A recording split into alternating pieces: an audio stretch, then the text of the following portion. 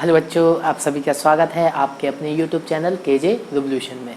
तो आज की इस वीडियो में आप सभी का नया चैप्टर स्टार्ट होने वाला है। क्लियर? बेसिकली नया चैप्टर तो नहीं बोलेंगे, हाँ, लेकिन नया टॉपिक जरूर बोलेंगे। किसके अंतर्गत? एप्लीकेशन ऑफ डेरिवेटिव के अंतर्गत। अभी तक हम टेंजेंट और नॉर्मल डीप डिस्कशन कर चुके हैं। CPP सेशन भी लगा लिए, JPP सेशन भी लगा लिए और हर चीज़ एक से एक इम्पॉर्टेंट पॉइंट हमने डिस्कस किया है। अगर आप सभी ने वो नहीं देखा है तो डिस्क्रिप्शन में चैनल की लिंक मिल जाएगी, वहाँ पर आप प्लेलिस्ट की लिंक में जाके देख सकते हैं, प्लेलिस्ट में देख सकते हैं। ठीक है, तो आइए आज स्टार्ट करते हैं हमारा एप्लीकेशन ऑफ डेरिवेटिव का सेकंड चैप्टर या सेकंड टॉपिक बोले वो हमारा क्या है? Error and approximation. ठीक है ना? अब ये क्या होता है? ठीक है ना? तो आज तो हम केवल इसको समझेंगे, ठीक है ना, अंडरस्टैंडिंग डेवलप करेंगे और जैसे जैसे आगे कंटिन्यू लेक्चर होंगे वहाँ पर हम इसका कंटिन्यू डीप डिस्कशन करते जाएंगे। क्लियर?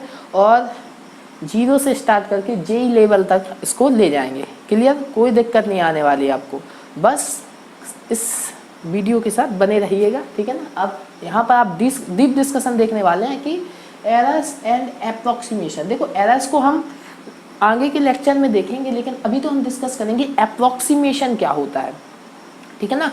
अप्रोक्सीमेशन क्या होता है, इसकी हेल्प से हम क्या करते हैं। तो देखो, सबसे पहले अगर मैं आपसे पूछूं, क्वेश्चन क्या है, अगर मैं आपसे पूछूं √36 का वैल्यू क्या है, ठीक है ना, तो आप बिना सोचे बिना कुछ समझे ही बता देंगे कि 6। ठीक है ना? ये तो हमें आता है ना, अरे ये नहीं आएगा तो मैथमेटिक्स के पास, ठीक है ना, ये तो आता है। अगर मैं आपसे पूछूं कि √25 का वैल्यू, तो भी आप बिना कुछ घबराए हुए क्या बता देंगे? 5 बता देंगे। लेकिन अगर मैंने आपसे पूछा कि √36.6 का वैल्यू, देन बता पाना इतना आसान नहीं होगा आपका। ठीक है ना? आप ये तो बता देंगे कि 6 पॉइंट समथिंग होगा, लेकिन वो क्या होगा ये आपको नहीं पता चलेगा। ठीक है ना? तो इस टाइप की थोड़ी गड़बड़ वैल्यू को हम किस तरीके से फाइंड करें, इसी तरीके से एक और क्वेश्चन देख लेते हैं। अगर मैं पूछ लूँ √25.4, तो इसका वैल्यू भी आप नहीं बता पाओगे। क्लियर? देन इनके वैल्यू को बताने के लिए हम यूज़ करते हैं अप्रोक्सीमेशन का। ठीक है ना? एग्जैक्ट वैल्यू हम तब भी इस मेथड से नहीं बता पाते, लेकिन हाँ, आपके कैलकुलेशन में एग्जैक्ट 2 पॉइंट के 2 या 3 टाइम तक हम एग्जैक्ट वैल्यू बता सकते हैं। ठीक है ना? और इसको सब्स्टिट्यूट करेंगे आप कैलकुलेशन में, तो आपकी कैलकुलेशन बन जाएगी। ठीक है ना? एग्जैक्ट लगभग उत्तर आएगा ही आएगा, अप्रोक्सीमेट। ठीक है? तो अब कैसे करेंगे, क्या करेंगे, इस सारी चीज़ को आज हम इस लेक्चर में बिल्कुल क्लियर अंडरस्टैंडिंग करेंगे। और आज का लास्ट एक क्वेश्चन भी हम करेंगे, ठीक है ना, इससे रिलेटेड। ठीक है? तो नीड समझ में आए बेसिकली आपको कि अप्रोक्सीमेशन की ज़रूरत क्या है, ये क्या करता है, ये समझ में आया कि नहीं आया? क्या करता है ये हमारा इस तरीके से कि जिसका वैल्यू हम इजीली फाइंड नहीं कर पाते, ये कुछ कैलकुलेशन है, इनको ये ईजिली हमें क्या करके देता है? फाइंड करके देता है। क्लियर? इतना चीज़ आया? तो आप आज हम समझेंगे अप्रोक्सीमेशन बेसिकली हमारा है क्या। क्लियर? तो देखो, आज हम डीप डिस्कशन करने वाले हैं अप्रोक्सीमेशन पर। अप्रोक्सीमेशन, ठीक है ना? ठीक है ना? और आपने कई बार इसका यूज किया होगा, अप्रोक्सीमेट। एग्जैक्ट वो नहीं होता, लेकिन अप्रोक्सीमेट। ओके, तो इसको कैसे समझे? तो सबसे पहले इसकी अंडरस्टैंडिंग हम क्या लेंगे? हम समझेंगे इसको ग्राफिकली। ठीक है ना? ग्राफिकली अंडरस्टैंडिंग करते हैं इसका। ठीक है? ग्राफिकली समझते हैं। तो देखो, सबसे पहले एक हम मान लेते हैं कि y = fx कोई हमारे लिए क्या है? फंक्शन है। ओके, y = fx हमारा क्या है? एक फंक्शन है। इसका कोई कर्व होगा, ठीक है ना? इसका ग्राफ ड्रॉ करते हैं। तो वो किस तरीके से? इस तरीके से मैंने मान लिया एक क्या है हमारे पास? ग्राफ है। किसका है? y = fx का एक ग्राफ है। ठीक है? अब इस पर मैं क्या कर रहा हूँ? 2 पॉइंट सिलेक्ट कर रहा हूँ, एक P एंड एक Q। 2 पॉइंट मैंने क्या कर लिए? इजिली सिलेक्ट कर लिए। यहाँ पर P का जो यहाँ पे ओरिजिन से डिस्टेंस रहा है वो क्या है? x है। क्लियर? और जो y का यहाँ पर डिस्टेंस है वो क्या है? y है। ठीक है ना? तो P के कोऑर्डिनेट आप सभी को पता है क्या हो जाएंगे? x, y। लेकिन एक ∇x डिस्टेंस पर हमने क्या लिया? यहाँ पर ∇x कोई डिस्टेंस है, जहाँ पर एक कोई पॉइंट हमारा Q है। क्या है? पॉइंट Q है, ठीक है ना। तो x में क्या हुआ, थोड़ा सा परिवर्तन हो गया। इसको समझिए, एक कॉन्सेप्ट समझ गए ना तो हमारा आंसर आ जाना है और क्लियर आप इसका विजुलाइज अंडरस्टैंडिंग कर लेंगे, लेकिन कॉन्सेप्ट समझना है, ठीक है। तो अब बताइए कि अब Q पर y का वैल्यू क्या होगा। ए जो डिस्टेंस है ए हमारी क्या रही होगी, ए बताइए, ठीक है ना। तो बताइए क्या हो जाएगा, अगर यहाँ पर y is equal to f x है ना, सिंपल अगर बात करूँ मैं कि y is equal to f x है तो यहाँ पर ए डिस्टेंस क्या हो गई, एफ एक्स हो जाएगा कि नहीं हो जाएगा। तो अब बताइए ये डिस्टेंस क्या हो जाएगा, कुछ नहीं, यहाँ पर x था इसलिए क्या हो गया एफ एक्स, यहाँ पर टोटल क्या है x प्लस डेल एक्स, तो यहाँ पर क्या हो जाएगा f x plus del x. Clear? किसी को कोई दिक्कत, कोई परेशानी कुछ नहीं होनी चाहिए, क्लियर। अब देखो और डीप डिस्कशन देखिए इसका। लेकिन अगर आप बताइए कि एफ एक्स का वैल्यू तो हमें पता है ना, एफ एक्स का वैल्यू हमें पता है कि नहीं है, मेन फोकस हमें किस पे करना चाहिए। देखो इसमें आपको मैं समझाने के लिए केवल एफ एक्स प्लस एक गंदी सी वैल्यू लिख रहा हूँ, लेकिन अगर मेरा सजेशन आप माने तो इसको डेरिवेशन करने के लिए आप इसको क्या लें, y ही टेक करें और इसको क्या टेक करें, y plus del y. Clear? क्योंकि y तो इतना था ही और थोड़ा सा चेंजेशन और हो गया होगा y में। क्लियर? तो a हो गया क्या, डेल y, ठीक है। डेल x का x में डेल x चेंज किया तो y में भी डेल y का क्या हो गया, चेंजेशन आ गया, क्योंकि x पर हमारा क्या था, y था जो भी था, ठीक है ना। और यहाँ पर डेल x चेंज किया तो y से बढ़ के कितना हो गया, y प्लस डेल y हो गया। तो कितना इंक्रीज हुआ, डेल y हुआ कि नहीं हुआ, ए पोर्शन तो आपका अभी भी y ही रहेगा। अब बताइए अगर मैं किसी तरीके से आपसे पूछूं कि मुझे y प्लस डेल वाई का वैल्यू बताइए, y प्लस डेल वाई का, ठीक है ना। क्योंकि अब बताइए आपको y का वैल्यू तो पहले से नोन होगा, ज्ञात होगा, लेकिन अगर किसी तरीके से हमें क्या फाइंड हो जाए, डेल y, ठीक है ना, किसी तरीके से अगर हमें क्या फाइंड हो जाए डेल y, तो क्वेश्चन बन जाएगा जिस तरीके से बताइए। जैसे कि यहाँ पर एक क्वेश्चन था 36.6, अभी था कि नहीं था, तो बताइए ना कि हमें किसका वैल्यू ज्ञात है, y कौन सा वैल्यू है, y वो वैल्यू है जिसका वैल्यू हमें फाइंड होता है, ठीक है ना। लेकिन किसके लिए, x के लिए, ठीक है ना। यहाँ पर x सब्स्टिट्यूट करते हैं फंक्शन में, तो x का वैल्यू तो हमें ज्ञात है, वो क्या है, y हमें फाइंड है। हमें अननोन क्या है, अननोन हम क्या नहीं निकाल पा रहे हैं, x प्लस डेल एक्स का वैल्यू नहीं निकाल पा रहे हैं। तो देखिए क्या करना है, अगर किसी तरीके से आपने इसको क्या लिख दिया 36 प्लस 0.6, तो बताइए क्या हमें 36 का वैल्यू फाइंड है कि नहीं है ना। अगर हमें किसी तरीके से इसका जो चेंजेशन हुआ ए पता चल जाए ना, तो काम बन जाए कि नहीं बन जाए, हो जाएगा कि नहीं हो जाएगा। बस तो बस यही करना है, इसी से काम होना है, ठीक है ना। क्या x का वैल्यू हमें फाइंड है, ए हो गया x और चेंजेशन कितने का हो गया, डेल x, ठीक है ना। तो x में कोई चेंज हुआ ना, तो x यहाँ पर बताइए x का वैल्यू के लिए हमें y का वैल्यू पता है 6। अब डेल x में चेंज हुआ तो y में भी कुछ चेंज होगा, तो वो यहाँ पर डेल y क्या हो जाएगा, ऐड हो जाएगा। तो बताइए ना जो भी ए क्या है, y plus del y। Clear? तो y का वैल्यू तो x की वैल्यू के लिए हमें फाइंड है। अब किसी तरीके से अगर हमें क्या मिल जाए, डेल y मिल जाए, तो हम इसका वैल्यू फाइंड कर सकते हैं कि नहीं कर सकते हैं, बताइए। कर सकते हैं, इजीली फाइंड कर सकते हैं। तो क्वेश्चन का नीड समझिए यहाँ पर। तो ग्राफिकल अंडरस्टैंडिंग समझ में आ रही है कि नहीं आ रही है, कि हमने x की वैल्यू के लिए y का वैल्यू हमारे पास था, हम निकाल सकते थे, लेकिन क्या हुआ कि हम डेल x का जैसे ही चेंज किया उस परफेक्ट वैल्यू में, जैसे कि हम 36 का वैल्यू जानते थे, ठीक है ना, 36 का वैल्यू हमें पता था 6 होता है अंडर रूट में, लेकिन जैसे ही 36 में हमने 0.6 का थोड़ा सा चेंज लाए तो उसका वैल्यू हमें फाइंड नहीं करना आता, हम नहीं जानते, तो उसको कैसे फाइंड करेंगे। यही टॉपिक है, यही अप्रोक्सीमेशन है, ठीक है। तो उसमें जैसे ही आपने x में चेंजेशन लाया, ठीक है ना, कुछ भी लाए, तो y में भी चेंज हुआ होगा, ठीक है। तो y में चेंज डेल y मान लिया, क्लियर। तो y में चेंज यही तो हुआ, क्या हुआ, डेल y का, नहीं हुआ। अगर किसी तरीके से हमें ये डेल y फाइंड कर लेना तो काम बन जाए, y का वैल्यू हमारे पास है, डेल वाई हम किसी तरीके से फाइंड कर लें, कब हो जाएगा, बाई में हम डेल वाई को क्या कर देंगे, ऐड आ जाएंगे, ऐड कर देंगे, तो अब हमें इस पॉइंट पर क्या मिल जाएगा, वैल्यू मिल जाएगा। नीट समझ में आई, ग्राफिकल अंडरस्टैंडिंग समझ में आई कि नहीं आई, ठीक है। इसको और डीप समझेंगे हम, अभी कुछ क्वेश्चन खराब नहीं हुआ, देखो डेल वाई कैसे निकालें, ठीक है ना, अभी क्वेश्चन की प्रैक्टिस करेंगे, आपको सब चमकेगा, धीरे धीरे समझिए, ठीक है। तो देखो अब क्वेश्चन में क्या है कि हाँ भैया इतना तो समझ में आ गया कि हाँ इसकी ज़रूरत पड़ रही है, ये चेंज हो रहा है तो डेल वाई की ज़रूरत, लेकिन ये डेल वाई आएगा कैसे, ठीक है ना, तो इस फॉर्मूले से आएगा। अभी फॉर्मूला कहाँ से आए इसको देख लेते हैं। तो ये बताइए ए डेल एक्स है, ए भी डेल एक्स होगा कि नहीं होगा, क्लियर, डेल एक्स होगा कि नहीं होगा। तो यहाँ से अगर मैं आपसे बोलूँ कि हमारा जो चेंजेशन है ए ए ए ए, इन दोनों को क्वाड को मिला दें आप, पी क्यू को मिला दें तो एक थीटा एंगल बनाएगा कि नहीं बनाएगा, तो tan theta is equal to क्या हो जाएगा हमारा, del y upon del x, clear. अब आप सभी को सब बच्चों को पता है, डिफरेंशिएशन जिनने पढ़ा है, कि del x tending to zero के लिए del y upon del x का वैल्यू क्या होता है, d y upon d x, clear.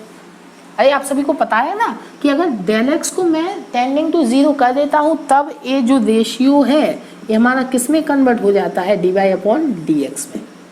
इतना चीज़ सारे बच्चों को क्लियर है कि नहीं है, कि अगर मैंने del y upon del x में डेल एक्स का वैल्यू टेंडिंग टू जीरो कर दिया, देन हमारा वो रेशियो, फिर हमारा एक रेशियो चेंज नहीं होता, वो हो जाता हमारा डिफरेंशिएशन, ठीक है ना। तो यहाँ से हमें क्या हुआ, यहाँ से हम सोचेंगे कि del y upon del x का value d y upon d x के वैल्यू के इक्वल हो जाएगा, लेकिन कब होगा, when del x tending to zero, clear. तो यहाँ से तो बहुत अच्छा एक्सप्लेनेशन आ गया, del y is equal to d y upon d x into del x, clear. यही फॉर्मूला था, यही लॉजिक था, यही सारी चीज़ें, जिस चीज़ का वैल्यू हम फाइंड करने के लिए इतना दिक्कत दे रहा था ना, इस फॉर्मूले ने क्या किया, वो फाइंड कर लिया। देखो डेल वाई का वैल्यू क्या हो गया, d y upon d x del x, clear, into del x. Del x हमारे पास होगा ही, d y upon d x हम फाइंड कर लेंगे, तो यहाँ से क्या आ जाएगा, डेल वाई, क्लियर। अब सुनिए ध्यान से, यहाँ पर लॉजिक समझिए, लेकिन याद रहे डेल एक्स का मान ऐसा चूज करना है जो लगभग क्या हो, जीरो, मतलब बहुत छोटा हो, बहुत ही छोटा। तो कोई बड़ी वैल्यू सिलेक्ट नहीं करनी हमें, क्योंकि ये दोनों आपस में इक्वल कब होंगे, ये दोनों रेशियो, जब डेल एक्स का वैल्यू क्या करता हो, टेंडिंग टू जीरो करता हो, क्लियर हो गया। तो डेल एक्स का वैल्यू हमें ऐसा चूज करना है जो हमारे क्या हो, लगभग जीरो या टेंडिंग टू क्या करे, जीरो करे, क्लियर। इतना चीज़ जो मैंने ये फॉर्मूले तक समझ में आ गया सारे बच्चों को, इतना चीज़ जो भी मैंने इस लेक्चर में अभी तक डिस्कस किया है ये समझ में आ गया ना, तो बस आप क्वेश्चन अप्रॉक्सीमेशन के 4 दोगे। अब बस आपको थ्योरी पोर्शन तो मैं सारा आपके पास डिलीवर कर चुका हूँ, अब केवल ज़रूरत किसकी है, क्वेश्चन की प्रैक्टिस की। और जैसे ही क्वेश्चन का प्रैक्टिस होने वाला है आपको बिल्कुल टॉपिक चमकने वाला है, बिल्कुल क्लियर हो जाएगा, ठीक है ना।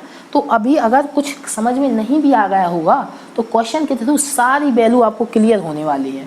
बस याद रहना कि x के लिए हमें y का वैल्यू ये ज्ञात था, x हमें वो वैल्यू सिलेक्ट करनी है जिसके लिए हम फंक्शन का वैल्यू फाइंड कर सकते हो, क्लियर। क्योंकि y तो हमारा क्या था, एक फंक्शन था, तो x ऐसा वैल्यू टेक करना है जिसके लिए हम y का वैल्यू, हम फंक्शन का वैल्यू फाइंड कर पाए, ठीक है ना। और डेल एक्स का चेंज कर दिया तो हम y का वैल्यू फाइंड नहीं कर पा रहे हैं, तो उसके लिए डेल y अगर फाइंड हो गया तो y का वैल्यू हमें पहले से है, तो y में अगर डेल y जोड़ दें तो उस चेंजेशन में जो x पे चेंजेशन हुआ उसका भी वैल्यू आ जाएगा, ठीक है। तो डेल y का वैल्यू कहाँ से आएगा, इस फॉर्मूले से आएगा, क्लियर, ठीक है ना। कर सकते हैं कि नहीं कर सकते हैं। तो आइए स्टार्ट करते हैं, क्वेश्चन के थ्रू हम समझते हैं, ठीक है। तो देखते हैं क्वेश्चन फर्स्ट क्या है हमारा। क्वेश्चन फर्स्ट क्या है, एक ही क्वेश्चन समझना है हमें यहाँ पे और डीप डिस्कशन करेंगे उसका, ठीक है। तो क्या है क्वेश्चन, क्वेश्चन है फाइंड करना है हमें √25.2 का वैल्यू, क्लियर। ये क्वेश्चन है, इसी को समझेंगे, इसी को तोड़ेंगे, इसी को फोड़ेंगे और इस टॉपिक को क्लियर करेंगे, ठीक है। देखो दिया भी है, use differentiation to approximate this value, मतलब एग्जैक्ट वैल्यू आपको निकाल के नहीं देना, ठीक है ना, अप्रोक्सीमेट वैल्यू निकाल के दीजिए, और किसका यूज करके, डिफरेंशिएशन का, ठीक है। तो देखते हैं क्या होता है। तो सबसे पहला स्टेप, ठीक है ना, सबसे फर्स्ट स्टेप आपको क्या करना है, आपको देखना है कि क्या मैं ऐसा कोई इसके बगल में, इस नंबर के बगल में या अगल बगल ऐसा कोई पॉइंट है जिसका वैल्यू हम फाइंड कर सकते हैं। हाँ कर सकते हैं ना, किसका कर सकते, हमें पता है कि हमें आता है किसका वैल्यू फाइंड करना, √25, √25 का वैल्यू हम फाइंड कर सकते हैं। देन बस आपको याद है कि मैंने आपको बताया था ग्राफ में x वो वैल्यू होती है जिसका वैल्यू हम फाइंड कर पाते हैं। तो यहाँ पर इसको अब मैं अलग तरीके से लिखूंगा, क्या लिखूंगा, 25 प्लस 0.2, क्या लिख सकता हूँ कि नहीं लिख सकता हूँ, हाँ लिख सकता हूँ ना। तो देखो यहाँ पर कितना अच्छा वैल्यू आ गया, x आ ही गया है, डेल x हमें मिल ही गया है। क्यों, x का वैल्यू हम फाइंड कर सकते हैं, हम किसका वैल्यू फाइंड नहीं कर सकते हैं, x में चेंज हो गया ना, तो अब जो वैल्यू मिला उसका वैल्यू हम फाइंड नहीं कर सकते। क्लियर, तो x पर हम y तो फाइंड कर सकते हैं कि नहीं कर सकते हैं, लेकिन सबसे पहले लिख लें फंक्शन किस टाइप का है, फंक्शन f(x) आपका किस टाइप का है, √x टाइप का फंक्शन है। ठीक है, यही टाइप का फंक्शन है कि नहीं है, ठीक है। तो अब बताइए हमें क्या निकालना है, x का वैल्यू तो फाइंड हो ही जाएगा, नहीं हो जाएगा, y वहाँ पर y का जो वैल्यू था वो तो x पर था ना, और x यहाँ हमारा क्या है 25, हमें तो x प्लस डेल x का वैल्यू फाइंड करना है, और वो क्या होगा, y में डेल y ऐड हो जाएगा। तो बेसिकली यहाँ पर हमें डेल y ही निकालना है, ठीक है ना। अब बताइए, तो x का वैल्यू तो 25 टेक कर चुके हम, तो x = 25 आप सब्स्टिट्यूट कीजिए, तो आपको क्या मिलने वाला है, आपको मिल जाएगा y = √25 5। ठीक है, तो यहाँ तक की आधी जो प्रोसीजर है वो तो ख़त्म हो गई। क्लियर, y का वैल्यू जो वहाँ पर ग्राफ में मैंने डिस्कस किया था आपके पास, y का यहाँ पर y था ना, y का वैल्यू तो आ गया, अब केवल किसका निकालना है, डेल y का, और जैसे ही डेल y का आया उसको ऐड करेंगे तो हमारा एग्जैक्ट आंसर आ जाएगा, अप्रॉक्सीमेट, एग्जैक्ट नहीं अप्रॉक्सीमेट। अब बताइए फंक्शन हमारे पास है, हमें केवल क्या फाइंड करना है, डेल x हमारे पास है, क्या है, डेल x भी लिख लेते हैं, डेल x क्या है 0.2, ठीक है ना। अब किस चीज़ की कमी है, डेल y निकालने के लिए डिफरेंशिएशन की, तो डिफरेंशिएशन तो कर सकते हैं हम ना, dy/dx, ठीक है ना। फंक्शन किस टाइप का है, √x टाइप का, तो √x का डेरिवेटिव होता है 1/2 √x, आप सभी ने किया होगा, आपको पता होगा। तो अब जितनी भी चीज़ें हमें चाहिए हमारे पास सारी चीज़ें हैं। क्लियर, तो बस सब्स्टिट्यूट करना है हमें, बस निकाल लीजिए। तो डेल y क्या हो जाएगा, del y = dy/dx into del x। अब क्वेश्चन एक और यहाँ पर बहुत इंपॉर्टेंट बनता है कि ये बताइए भैया, हम इसको तो जो ये था हमारे पास 25.2, इसको हम और तरीके से भी तो लिख सकते, इसको तो हम लिख सकते, क्या लिख सकते, 26 में भी लिख सकते, 26 माइनस के 0.8 लिख सकते, ठीक है ना, 8, ठीक है ना, लिख सकते कि नहीं लिख सकते, हाँ इजीली। तो ए भी लिख सकते, इसको तो हम और कुछ भी लिख सकते, इसको हम लोग क्या लिख सकते, अगर बात करें तो 30 से माइनस करके भी लिख सकते, ठीक है ना, 30 के समथिंग कुछ 5 पॉइंट हो, अभी बताता हूँ मैं, ठीक है ना। एक तो ए लिख सकते कि नहीं लिख सकते, और एक क्या तरीका है, 25.0.2 लिखने का तरीका है, ठीक है ना। और अगर बात करें तो इसको क्या लिख सकते, 27 माइनस 1.8 भी लिख सकते, नहीं लिख सकते, बताइए।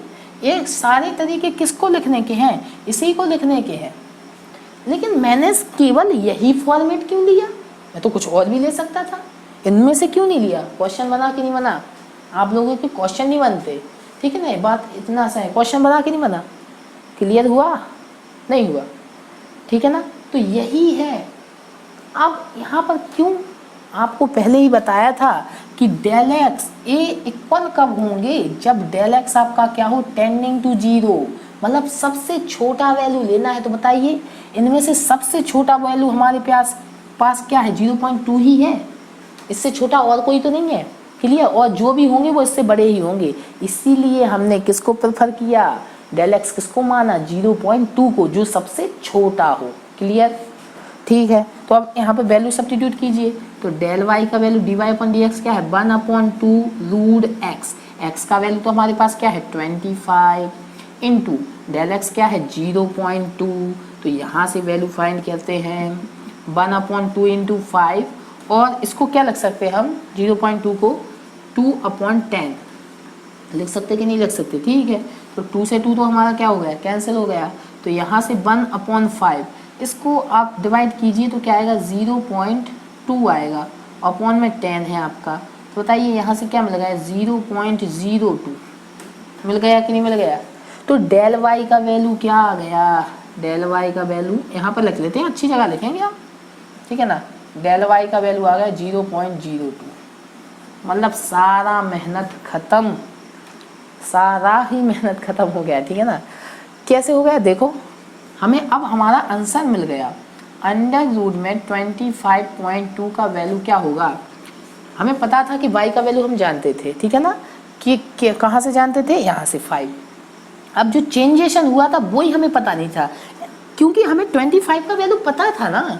अब 25 में 0.2 का चेंजेशन हो गया, मतलब x में डेल x का चेंज हुआ, तो y में भी तो कोई मान चेंज हुआ होगा ना, बदला होगा, 5 से बढ़ के कुछ तो हुआ होगा। तो वो कितना बड़ा होगा, कितना चेंजेशन हुआ वो हमने निकाल लिया, ये समझिए, डेल वाई में हमने चेंजेशन निकाल लिया। तो अब कोई दिक्कत नहीं है ना, इसका वैल्यू क्या हो जाएगा 5 exactly y plus del y, clear. और y का वैल्यू हमारे पास क्या है 5 प्लस डेल वाई क्या आ गया 0.02, तो यहाँ से वैल्यू आ गया 5.02, क्लियर, समझ में आया। इस तरीके की गंदी के वैल्यू का भी हम कैलकुलेशन डिफरेंशिएशन की हेल्प से कर सकते हैं, क्लियर।